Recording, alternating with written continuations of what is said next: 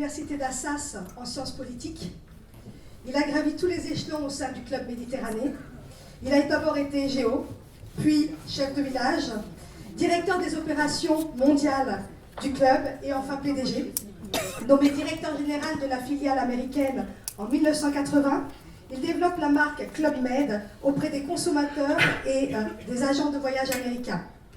L'initiateur du doublement du nombre de villages pendant son exercice, il contribue avec succès à l'entrée de la société au New York Stock Exchange. De 86 à 93, il exerce les responsabilités de directeur général du groupe, dont il est nommé PDG en 1993. En 1997, il décide de quitter le groupe et fonde Tom & Shelter, qui a pour vocation de concevoir, d'exploiter et de commercialiser les concepts hôteliers. Un de ses projets phares a débuté en juin 2006 par la construction d'un hôtel à Paris dans un style contemporain, dessiné par Philippe Starck et géré par l'équipe Trigano.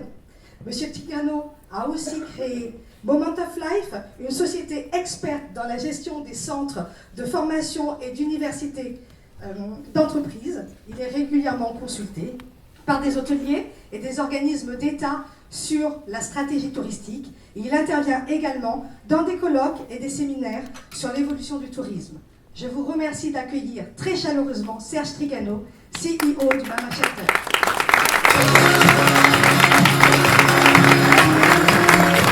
Moi, j'ai eu deux vies professionnelles. Il y a la vie du Mama Shelter, dont bien sûr on va dire quelques mots.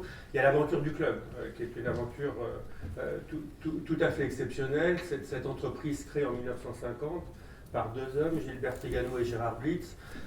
La guerre vient de se terminer, il n'y a pas d'études de marketing, il n'y a rien. Il y a simplement le sentiment que les gens ont souffert pendant des années, qu'ils n'ont pas mangé, qu'ils n'ont rien fait, qu'il n'y a eu aucun moment de bonheur. Et ces deux hommes, avec un groupe d'autres hommes et femmes, créent ce qu'ils appellent le Club Méditerranée sur les bords de la Méditerranée, au Baléares, avec l'idée de mettre ensemble des hommes et des femmes et de faire la fête. Voilà. Alors je ne sais pas si c'est la relation client, mais c'est une fête assez forte. C'est une relation assez forte. Et pour ceux d'entre vous qui ont vu les bronzés, vous savez à quel point les gens du club étaient prêts à aller pour faire plaisir à l'OGM. Donc c'est une relation très, très, très solide et toute l'histoire du club qui a été novateur dans tous les domaines. Le club a créé la notion du forfait tout compris, le club a créé le concept du mini-club, le club a créé les tables de 8, les buffets, tout un ensemble de choses. Mais la vraie force du club, c'est d'avoir créé une équipe d'hommes et de femmes. Quand on a quitté le club en 97, il y avait à peu près 120 unités entre le club et les filiales. Il y avait 25 000 hommes et femmes qui travaillaient dans cette maison et qui ne travaillaient que dans une seule idée, faire plaisir à nos GM. Se faire plaisir à eux, faire plaisir à nos GM. Ce n'étaient pas des clients, c'était donc des gentils membres, comme les employés n'étaient pas des employés, mais des géos. Et cette maison était tournée là-dessus. Elle faisait des profits, elle était bien gérée, elle a gagné des marchés, elle était à un moment donné la seule entreprise non japonaise, premier opérateur de tourisme au Japon, la première entreprise non américaine, premier opérateur de tourisme aux États-Unis, donc avec une véritable entreprise mondiale. La France représentait à peine un tiers des clients. Et l'intelligence du club a été de faire en sorte qu'à partir d'un concept né dans la tête d'un Belge, Gérard Blitz, et d'un Français, Gilbert Trigano, d'adapter ce concept et de le rendre réalisable dans le monde entier, y compris avec des cultures aussi différentes que les cultures japonaises. Voilà, donc c'est une aventure tout à fait unique. Les Mexicains appelaient les géos du club la raza del club, une espèce de race d'hommes et de femmes. À une époque où les 35 heures n'existaient pas, les garçons et les filles travaillaient 15 à 18 heures par jour, 7 jours sur 7, 30 jours par mois, prenaient pas de vacances, pas de loisirs, étaient payés avec un lance-pierre et à la fin de la saison disaient merci Gilbert. Bon, c'est vrai que ce monde-là est un petit peu terminé et qu'il a fallu s'adapter et changer les choses. Mais ça a été une aventure tout à fait passionnante. Encore une fois, au cœur de cette aventure, les clients. Moi, je me rappelle, mon père partait tous les week-ends à la campagne, il avait 3 valises. Une valise avec les dossiers du club, une valise avec les dossiers des affaires qu'il menait pour le compte de l'État, les fondations et autres, et une valise avec le courrier client. Et il passait son week-end à répondre personnellement, et ce n'est pas des lettres comme on les fait souvent aujourd'hui, préformatées, cher monsieur, on est content que vous soyez venu chez nous, blablabla.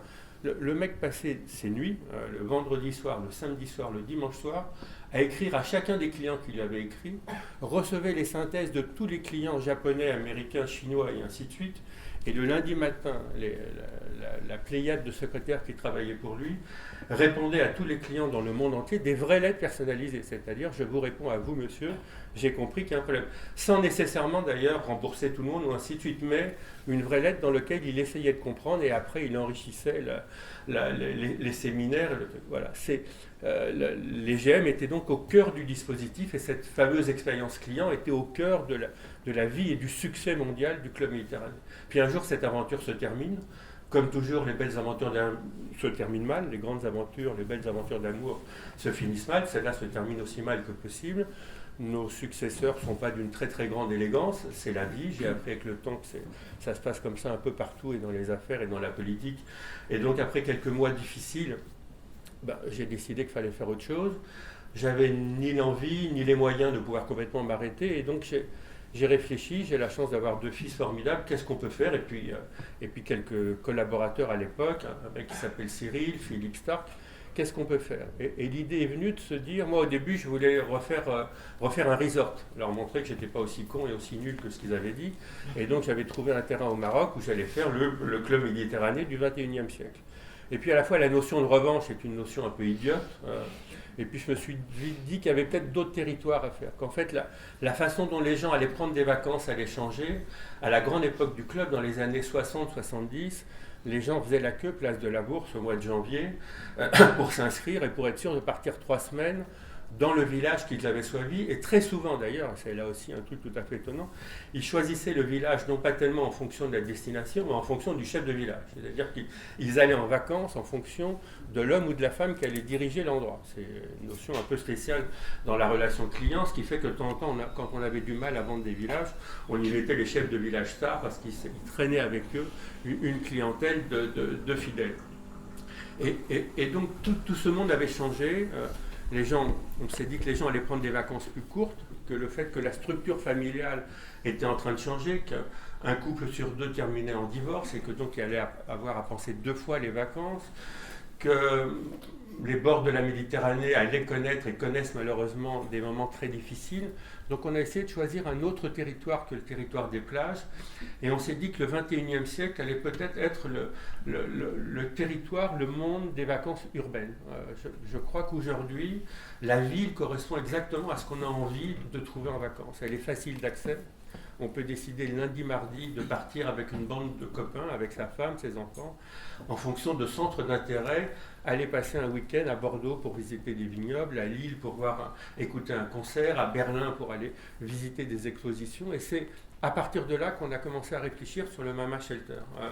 Mama Shelter, c'est quoi? C'est shelter, cette notion d'abri. Vous êtes dans un abri qui vous protège.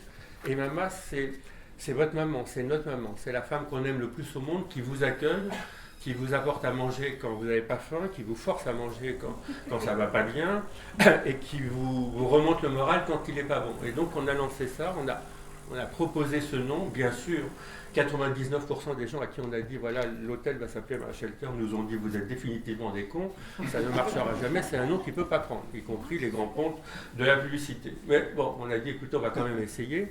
Et donc l'idée était de se dire on va trouver des lieux dans les villes qu'on va faire vivre. Prenons pas nécessairement des endroits touristiques classiques, cherchons des lieux un peu atypiques, à la fois parce que c'est plus marrant de découvrir une ville à partir de quartiers qui sont des vrais quartiers, qui ne sont pas encore des quartiers dans lesquels on retrouve toutes les marques qu'on retrouve dans toutes les mêmes villes. Et puis pour une raison économique, on voulait un produit populaire, chic et abordable. Et si on veut vendre des chambres à 69 ou 79 euros, on ne peut pas se payer les Champs-Élysées ou Saint-Germain. Donc on a cherché des quartiers populaires, on a trouvé un endroit dans le 20e arrondissement, la rue de Bagnolet, paumé au milieu de nulle part, et on a dit on va se poser ici On a eu la chance de convaincre Philippe Stark de dessiner l'hôtel.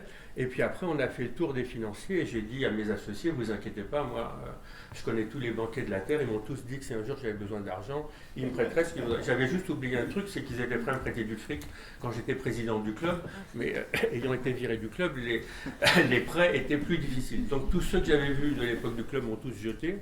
Et au bout de 3 ans, et j'ai compté l'autre jour, j'ai vraiment vu 98 financiers et banquiers qui tous m'ont dit ça ne marchera jamais.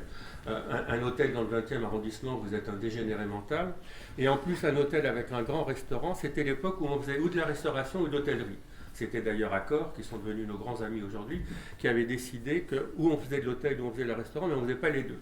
À tel point que quand on a fini par convaincre la caisse d'épargne de financer le premier Mama Shelter, ils nous ont quand même obligés à faire en sorte que la terrasse du rez-de-chaussée dans lequel il y a le restaurant, pour les quelques clients fidèles du Mama qui sont là, puisse se transformer en chambre, en nous disant, comme dans 6 mois vous fermerez le restaurant parce qu'il sera vide, on pourra... Voilà. Et ils avaient pris un grand expert qui nous a dit, écoutez, votre truc, je n'y crois pas beaucoup, votre hôtel peut-être signé par Stark, ça pourra marcher, mais le restaurant, si vous faites 40 couverts les week-ends, il faudra vous estimer content. Je dis maintenant, avec une certaine humilité, qu'on fait entre 500 et 800 couverts par jour, tous les jours, y compris les dimanches et lundis, qui ne sont pas des grands jours. Voilà. Pourquoi ça marche? Je n'ai pas de recette magique. Ça marche parce qu'on a fait un truc simple, on ne s'est pas pris au sérieux, on a cassé les codes, et on a des hommes et des femmes exceptionnels. Voilà. On est en train de se faire copier de tout. Je veux dire, il y a tous les soirs une table ou 2 tables qui sont des hôteliers qui viennent, qui prennent des photos, des mecs qui louent des chambres pour aller voir comment elle est faite, et on commence à voir un petit peu partout des copies de Mama Shelter. Au début, on voulait les attaquer, et nos avocats nous ont dit qu'on n'a aucune chance de gagner parce qu'ils ont piqué un petit bout de ceci ou un petit peu de cela, et donc on laisse faire. Notre seule chance, c'est que jusqu'à maintenant, ils n'ont pas compris ou ils ne savent pas faire que le point fort du Mama, le vrai point fort du Mama, c'est effectivement les hommes et les femmes qui le font vivre. C'est la même histoire que le club. Notre métier est un métier de metteur en scène. On crée des décors, on prend les meilleurs designers du monde. Stark est une star absolue, c'est le génie à l'état pur. Travailler avec lui, c'est le bonheur total. Bon, mais une fois qu'il a dessiné son truc, le mec se barre. Je veux dire, une fois qu'il a fait ses éclairages, ses trucs, ses machins, et Stark, il a fait autant de choses qui marchent que de choses qui ne marchent pas. Parce que les gens qu'on a mis dedans ne sont pas à la hauteur des attentes. Nous, ce qu'on a fait peut-être de pas mal, c'est qu'on a une équipe d'hommes et de femmes, d'abord d'horizons complètement différents. Je pense que si j'avais fait le Mama Shelter à mon image à moi, ce serait un flop. Moi, la musique, j'en suis resté à Julio Iglesias et Charles Aznavour. C'est vrai que pour attirer les jeunes aujourd'hui, c'est pas évident, quoi. Voilà, donc je reconnais qu'il faut que la programmation musicale m'échappe. La technologie, je suis à peine capable d'envoyer un mail, donc c'est vrai qu'il vaut mieux que ce soit des gens qui connaissent les choses qu'ils savent faire. Et notre force, c'est d'avoir fait une équipe d'hommes et de femmes qui viennent d'un peu partout, des gens de chez Disney, des gens du club. On a fait un truc pas mal. On a recruté le chef concierge du Plaza Athénée, un homme qui était concierge d'or au Plaza Athénée pendant 40 ans, qui était en fait dans l'équipe des pieds nickelés qui a ouvert le Mama Shelter, le seul qui connaissait l'hôtellerie. C'est-à-dire que moi, je venais de mes villages de vacances, mes fils venaient des écoles américaines, le troisième était un expert en promotion urbaine. On avait un hôtelier qui était cet homme du Plaza Athénée, et une femme qui s'appelle Sabine, qui venait du monde de l'hôtellerie chez Disney. Et c'est ce mélange des hommes et des femmes, en s'engueulant tous les jours, en se disputant surtout, à la fois et dans la conception et après un truc, qu'on a réussi à sortir le Mama en mettant le client au cœur de l'histoire. C'est-à-dire que tout le truc, on est en train... C'est fini, mon temps est terminé. C'est une façon de me dire que je dois terminer. Non, j'ai encore 5 minutes. Je suis viré, peut-être. Donc, juste au moment où j'allais parler du client, ça tombe mal. Donc, pour nous, le client est au cœur du truc. On s'angoisse tous les jours. On sait que dans notre métier, le dîner d'hier soir s'est bien passé, parce que ce matin, à 6h30, il y avait sur mon mail le nombre de gens qui sont passés, ce qui a réussi, ce qui a raté, le client qu'on a réussi, qu'on a raté. Mais on sait aussi que si ce matin les croissants ne sont pas prêts, ceux qui hier soir nous disaient qu'on était des génies seront les mêmes à nous dire qu'on sera des incapables et que c'est comme ça. Et c'est la beauté de ce métier. Et donc, si vous voulez, pour nous, l'enjeu, c'est d'essayer de continuer à maintenir la flamme dans les équipes. Ce qui nous aide, c'est qu'on ait une petite structure et qu'on connaît un fort développement. Et que comme dans ces métiers, il y a une grande promotion interne, les garçons et les filles qui rentrent aujourd'hui au MAMA se disent que s'ils réussissent, et ben demain ils peuvent être responsables dans un des MAMA, et on leur raconte tous les jours l'histoire du MAMA, à la fois celle qu'on a vécue depuis le début, et puis on leur raconte, voilà, on revient de Lille, on a signé à Lille, on était il y a 4 jours à Lisbonne, on est en train de préparer un MAMA à Lisbonne, on négocie à Tel Aviv, on négocie un peu partout dans le monde. Et chacun des garçons et des filles se dit, ben, si un jour il y a Lisbonne, moi j'ai envie d'y aller, et si un jour, quand il y avait Bordeaux, ben, moi je vais à Bordeaux, voilà. Et c'est vrai que ça permet de garder la motivation. C'est vrai que nos métiers sont des métiers à la fois très simples et en même temps, ils peuvent être très pénibles. Moi je dis, je réunis tous les hommes et les femmes qui rentrent au Mama Shelter, c'est-à-dire que je mets un point d'honneur à réunir tous ceux qui arrivent. À Paris et ailleurs, je vais à Marseille, je vais à Bordeaux, je vais à Los Angeles en 8 jours, je les réunis, je leur raconte l'histoire du MAMA, je leur dis ce qu'on attend d'eux. Je leur dis qu'on est dans un métier de service, et que donc dans un métier de service, il faut avoir envie de servir. Et que si on n'a pas envie de servir, il faut faire autre chose. Voilà. Mon père avait coutume de dire, on est au service des gens, on n'est pas leurs serviteurs. Et je trouve cette formule assez belle. Voilà. On est les serviteurs de personnes, mais on est au service de nos clients. Et, si on a, et la France, c'est pas un pays où on aime servir. On le sait, dans le quotidien, il suffit de descendre dans le café d'à côté pour savoir ça. Mais en même temps, il y a des hommes et des femmes qui ont envie de le faire. Et qui savent qu'en même temps, c'est des métiers dans lesquels on peut évoluer. C'est-à-dire il y a des métiers à haute technologie, comme ceux qu'on présentait tout à l'heure, les jeunes équipes, où là, il faut un vrai savoir-faire. Dans nos métiers, notre chance, c'est faut du cœur. Nous, on recrute les équipes sur les attitudes. On leur demande d'avoir un peu de cœur. Moi, ce que j'essaye de dire, c'est notre métier consiste à apporter un petit peu de bonheur aux clients qui viennent vers nous. Avec la seule différence, c'est qu'au Club Méditerranée, les gens restaient à peu près 3 semaines. Donc si vous ratiez une soirée, ben, il y en avait 15 ou 20 autres derrière.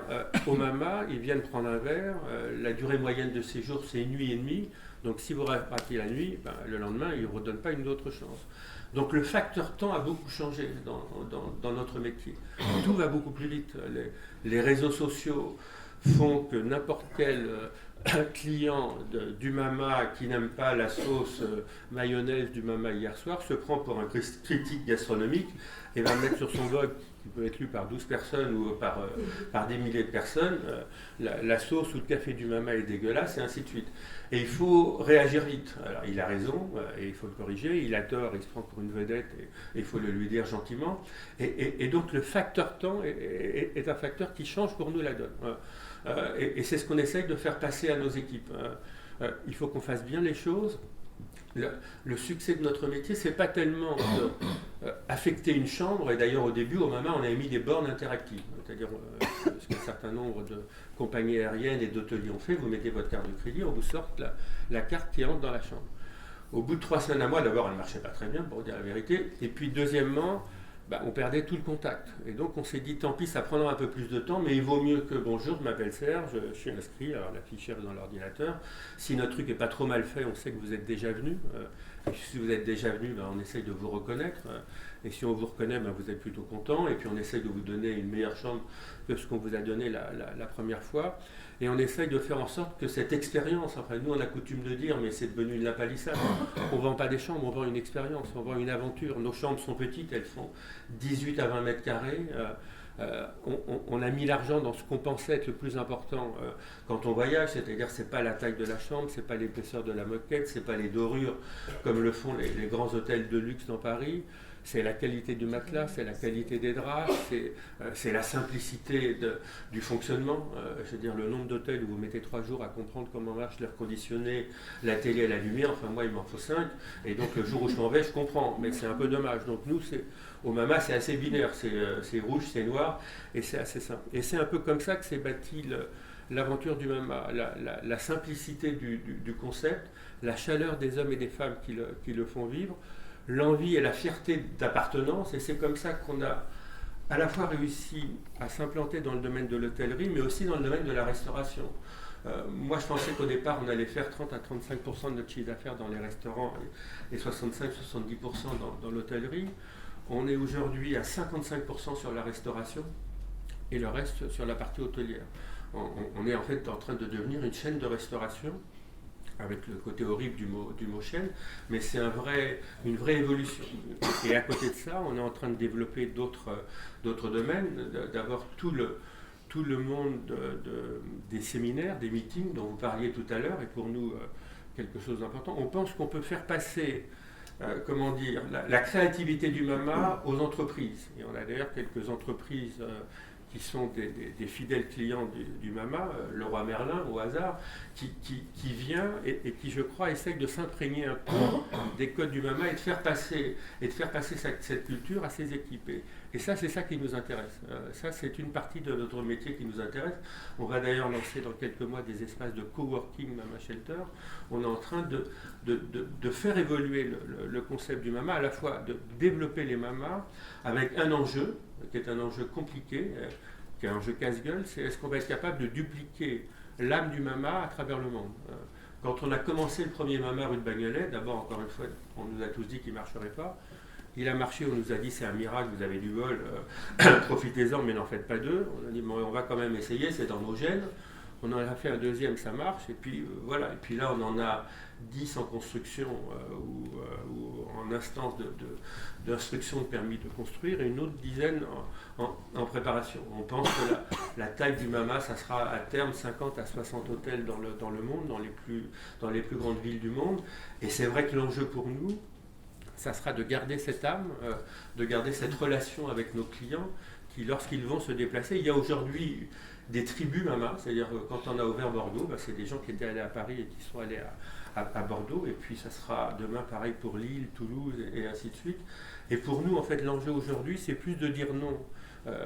Paradoxalement, le fric qui était un vrai sujet il y a 8-10 ans, aujourd'hui, alors c'est marrant, les banquiers sont assez drôles, les mecs qui nous faisaient la gueule il y a 10 ans, aujourd'hui ils nous appellent matin, midi et soir, en disant si vous voulez mon fric pour financer un MAMA, je suis là, voilà. Alors à certains d'entre eux qui ont été particulièrement dégueulasses, on les fait un peu attendre, à quelques autres on leur donne une deuxième chance parce qu'il faut être gentil, même avec des banquiers qui parfois n'ont pas l'intuition et la capacité d'appréhender les choses. Mais pour être sérieux pour nous, le vrai sujet dans la croissance du MAMA, ça sera effectivement, je l'espère, si on continue à faire de bons résultats, pas le financement, ça sera notre capacité à trouver des hommes et des femmes. L'expérience dont vous parlez, dont vous discutez, elle se fait là. Est-ce qu'on va être capable de fabriquer, de faire passer cet amour du client, de faire passer cette folie? C'est compliqué le MAMA, parce que quand vous êtes dans l'hôtellerie formatée, type Accor, Sheraton, Hilton, bon, c'est écrit, il y a des standards, bonjour monsieur, bonjour madame, et ainsi de suite. Nous, au MAMA, on leur dit, la relation avec le client doit être exceptionnelle. Donc vous devez être chaleureux avec eux. Mais en même temps, vous ne devez pas être trop proche d'eux.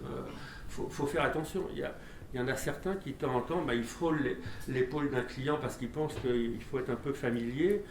Et on leur dit, c'est pas ça. Il y a une façon d'être. Et il y a une certaine subtilité qui est assez compliquée à trouver. Je ne dis pas qu'on la trouve tous les jours. Et donc, entre une certaine raideur assez classique et une familiarité qui peut s'installer que ne veulent pas nos clients. Donc, il faut dans la subtilité essayer de trouver ça. Il faut le trouver en France. On l'a trouvé à Los Angeles. On a ouvert il y a un an un hôtel à Los Angeles. Les États-Unis, c'est quand même le marché le plus difficile de la planète. L'hôtel tourne à 100%. Le rooftop a été voté le meilleur rooftop des États-Unis la semaine dernière. Voilà. Et donc, on va essayer de se développer aux États-Unis. On tente l'Amérique du Sud avec l'opération de Rio de Janeiro. Et dans 18 mois, on devrait ouvrir un Mama Shelter à Bangkok pour tenter le marché asiatique. En essayant chaque fois de voir si les gènes du MAMA prennent. Moi, je crois que oui, parce que le MAMA, c'est simple. C'est de dire à des hommes et des femmes, venez passer un petit moment de bonheur dans votre ville, ou venez visiter des villes à partir de lieux atypiques. Donc, il n'y a pas de... C'est pas un truc de génie, c'est un truc assez simple. Et c'est ce mélange des gens qui fait le succès. Je crois qu'une des clés du succès du MAMA, c'est que ce n'est pas un lieu clivant. Il y a à Paris des tas de lieux pour des gens qui sont riches. On est dans un quartier plutôt riche et où les gens qui n'ont pas beaucoup de moyens sont mal à l'aise. Il y a des quartiers plus populaires où si vous êtes riche, vous n'êtes pas très bien vu. Il y a des quartiers où il vaut mieux être blanc. Il y a des quartiers où il vaut mieux être noir. Il y a des quartiers où les femmes ne sont pas bien reçues. Enfin, il y a comme ça des tas d'a priori. Le MAMA se veut un lieu où tout le monde est bien reçu. Vous arrivez de la station de métro Alexandre Dumas, vous allez vous mettre à la pizzeria et vous allez commander une pizza à 12 € avec une carafe d'eau, vous aurez le même accueil que si vous descendez de votre Porsche dont vous confiez les clés au voiturier et que vous prenez une très belle table, que vous allez prendre une entrecôte à 45 €, une bouteille de vin à 100 €. C'est ça qu'on essaye de faire passer. Il n'y a pas les bons et les mauvais, il n'y a pas une liste des super VIP pour lesquels on doit faire un accueil. C'est ce fait que chacun se sente à l'aise. Vous pouvez aller là-bas avec vos petits-enfants, avec la femme que vous aimez ou la femme que vous souhaitez aimer. Vous pouvez aller là-bas avec des banquiers avec lesquels vous allez signer un contrat qui vont arriver au début en costume cravate et qui au fur et à mesure du dîner enlèveront la cravate et enlèveront la veste et se sentiront à l'aise. Le MAMA change les gens. Le MAMA a une capacité à nous transformer, il nous fait plus grand qu'on ne l'est, et c'est cette relation-là avec la clientèle dont on est le plus fier. Après, les chiffres sont bons, tant mieux, mais on sait que ça peut aller en haut et en bas. Les journalistes nous aiment bien aujourd'hui, mais on sait aussi que ça, et j'ai pu bien placé pour le savoir, on passe par des hauts, on passe par des bas. Moi, ce qui compte, c'est que tant que nos clients nous seront fidèles, et on a un taux de fidélité assez exceptionnel. Les gens viennent et reviennent au MAMA, nous pardonnent nos erreurs, nous corrigent dans nos maladresses, et je crois que c'est de ça qu'est en train de naître le MAMA de demain. On a en plus mis en place une application diabolique qui fait que chaque client qui quitte le MAMA peut, sur son mobile, nous dire, ben voilà, j'étais à Lyon, c'était parfait, c'était dégueulasse, c'était très bien. Bon. Et il répond en temps réel, ce qui fait que 24 heures sur 24, sur nos portables, le portable de mon fils Jérémy, qui est le patron de l'affaire, et moi qui suis un semi-retraité, on regarde en permanence les réponses et on corrige et on appelle, et de temps en temps on les appelle trop souvent parce qu'ils en ont marre qu'on leur mette la pression, mais bon, quand on sent qu'il y a quelque chose qui dérape, c'est vrai qu'il faut qu'on essaye de le corriger le plus vite possible. Voilà, c'est un peu comme ça. Donc il n'y a pas de règles, on est dans un truc qui se réinvente tous les jours, on a créé un concept dont les gènes viennent des États-Unis, on n'a pas créé complètement. Ian Schrager et Philippe Stark avaient fait des choses qui ressemblent de très près à ce qu'on est en train de faire actuellement ici. On est en train de le faire à notre sauce à nous. On s'est appuyé sur un grand groupe hôtelier qui est le groupe Accor, qui nous permet d'accélérer notre développement. Et on va essayer de continuer notre histoire, de faire vivre les gens, de ne pas se prendre au sérieux, de se garder des moments pour rire, pour sourire, des moments d'angoisse. On a vécu des moments d'angoisse cette année, l'année dernière, on a vécu des drames, vous avez vécu des drames. Plus on vivra des moments difficiles, plus on aura, je crois, besoin de refuge, plus on aura besoin de lieux dans lesquels on essaiera encore une fois d'avoir un petit peu de bonheur et de passer quelques moments assez extraordinaires. C'est en tout cas ce qu'on essaye de faire au Mama Shelter. Voilà, mesdames, messieurs, merci beaucoup pour votre attention.